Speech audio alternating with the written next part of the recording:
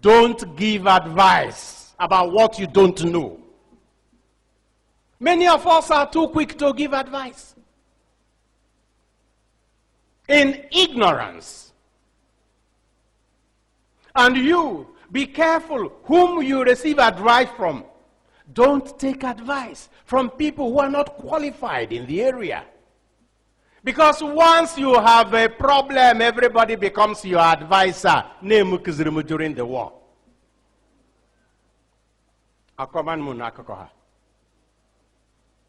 No guy name na kwekwa.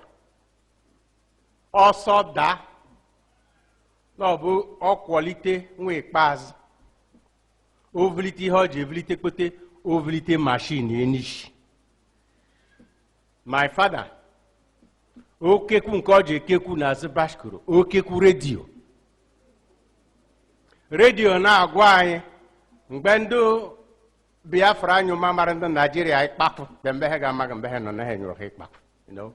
And anyu he ikpafu na nsika meanwhile na achulaga mehe na okigwe. Radio na agwa anyị nke aha, ana agwa anyị na ndị nke anyị nwe mmeri. Meanwhile, my mother, because now the seamstress na akwekwa, ovuliri machine any little opportunity on weteri, organa agbachi ndị mmadụ ekwa. Ọhụma onye nwere ekwa ya bekee ni nke ka de mara kwata ọzọ.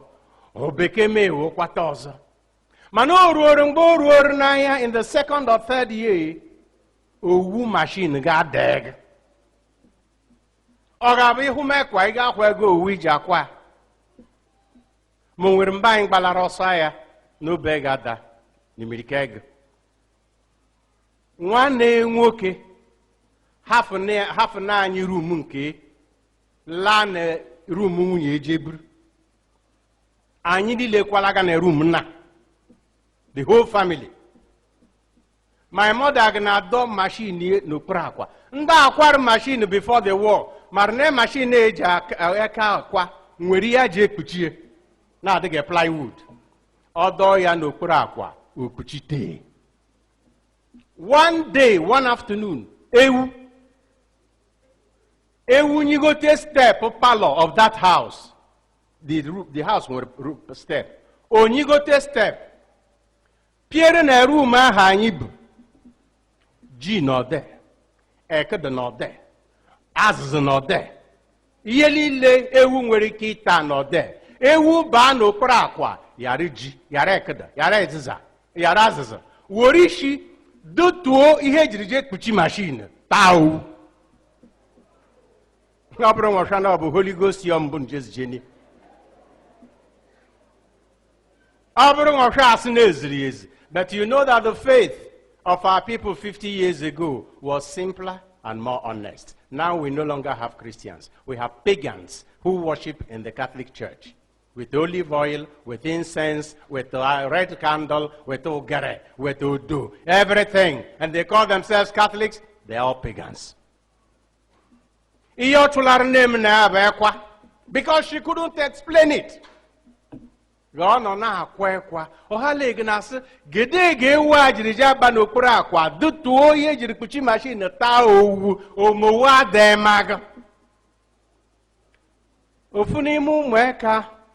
Onye anyị gbalara ọsọ be mo swara onye swara margem had that time about 10 years or 11 bịa sị mama ọ ji abụ ọ bụrụ na mama si abịa ma ya na abụrụ that time ọ ga-abụ maid no na ayọ. But this time she turned an advisor. Si nemu ịmadịghị na ọ bụghị merie ịmaghị ga-akpọchitere ihe nu eji ekpuchi machine na ọ ga-ajụ ata gị. My mom didn't answer her a word. New Mary, name Jerozo, Nanken dog, Onyak, Neluguezke. And no Marnende Luguezke, ne good hair where, only Hegajiga gave. So near name Mary will not tie yegu. Equa horn aqua, or Trolaga, or Woody Gegu. A sign, Suzezamba, Quazoga, yo. Suzezegari, Comano, yo. Onyo kpuro halile n'ezi ihe yo. Suzezegari komano yo. As I tell you this story, it brings me to tears. And I was only 11 years, but I will never forget it unless my time are behind. Once you have a problem, everybody becomes your advisor. Look at Peter advising Jesus because he had a challenge in front of him.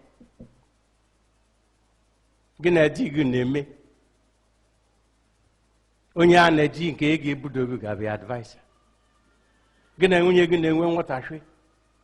Onye nwunye ya na-echi ihe ga-abịa advisor. Every single day. Be careful whom you are taking advice from, especially if they are those very close to you. Peter offered his advice, and Jesus, that type of temptation that is not coming from the will of God, but from the will of man, must be resisted firmly and vehemently. And again, many a diplomacy. There is no diplomacy there. Jesus told him straight away who he was: Satan. Get behind me, Satan. That was how he concluded the temptation. Away from me, Satan. But I'm coming. From the will of God. Don't begin to say, thank you very much, I'll think about it. There is no diplomacy with lies, with deception, with such temptations that will lure you away from the will of God. But luckily for Peter, Jesus did not tell him, away from me. He said, get behind me. And now,